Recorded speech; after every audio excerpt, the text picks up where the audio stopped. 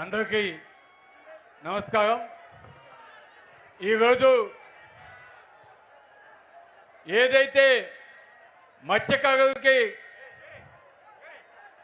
ఆస్తిగా ఉండాలి, మీ అందరికీ కూడా జీవనోపాధికి ఒక ఫిషింగ్ హాబ్ ఉండాలని చెప్పి మన జగనన్న మీకు జుబగదెనుగు 70 ఎకరాలు 300 కోట్లతోటి ఫిషింగ్ హాబ్ కట్టించి ఈరోజు మీ ముందుకి ఈ జుబగదెనుగు ఫిషింగ్ హాబ్ని ఈ ప్రభుత్వం 30 ఎకరాలు ప్రైవేట్ కంపెనీకి ఇస్తుందని తెలిసి ఈరోజు మీకు అండగా నిలబడేదానికి ఈరోజు జగనన్న ఇక్కడికి వచ్చినాడు. అందుకు ముందుగా జగనన్నకి మనస్ఫూర్తిగా నేను ధన్యవాదాలు తెలియజేస్తున్నాను. అదేవిధంగా ఈరోజు మన ఫిషింగ్ హార్బర్కి అనేక మంది వైఎస్ఆర్ కాంగ్రెస్ పార్టీ నాయకులంతా వచ్చిన వేదిక మీద వారందరికీ కూడా మనస్ఫూర్తిగా ధన్యవాదాలు తెలియజేస్తున్నాను. ముఖ్యంగా ఈరోజు ఇక్కడికి విచ్చేసిన గ్రామ కాపులకి, పెద్దలకి, మత్స్యకార యువతీ యువకులకి, కాపుల నియోజకవర్గ ప్రజలకి, వేదిక మీద ఉన్న పెద్దలందరికీ అందరికీ కూడా ధన్యవాదాలు తెలియజేస్తున్నాను. మీ అందరికీ తెలుసు, ఈరోజు మత్స్యకారుల కోసం రాష్ట్రంలో 10 ఫిషింగ్ హార్బర్స్ ఎవరైనా ప్రారంభించాలంటే అది ఒక్క జగనన్నే అని ఈరోజు మీ అందరికీ గర్వంగా తెలియజేస్తున్నాను.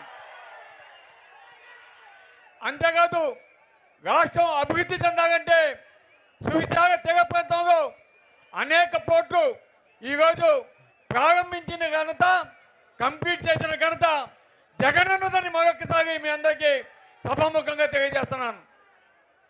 ఈరోజు జగనన్న మీకు ఫిషింగ్ హార్బర్ కట్టిస్తే ఈరోజు ఈ కూటమి ప్రభుత్వం జగనన్న 95% పైసలకు ఇక్కడ వర్క్స్ కంప్లీట్ చేస్తే మిగతా 5% కూడా కంప్లీట్ చేయకుండా ఏ విధంగా వదిలేసాగో, ఏ విధంగా మత్స్యకారుని ఇబ్బంది పడుతున్నారో మనం చూస్తున్నాం.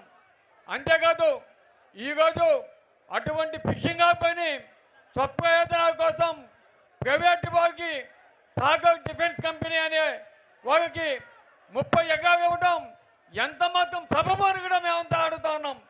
ఈరోజు మా మత్స్యకారులంతా కూడా చాలా బాధపడుతున్నారన్నా.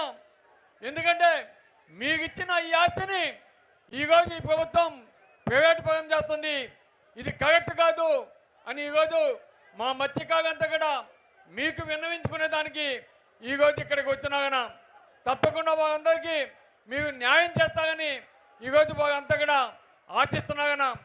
అదేవిధంగా ఈ ప్రాంతంలో మీరు మా కావలి నియోజకవర్గానికి పక్కనే రామాయపట్నం పోర్టు గడిస్తున్నాగన ఈరోజు దానివల్ల ఈ పక్కంతా కూడా అభివృద్ధి అనేది ఈరోజు జరిగేదానికి ఆస్కారం ఉందన్న. కానీ ఈ ప్రభుత్వంలో జరగటం లేదు.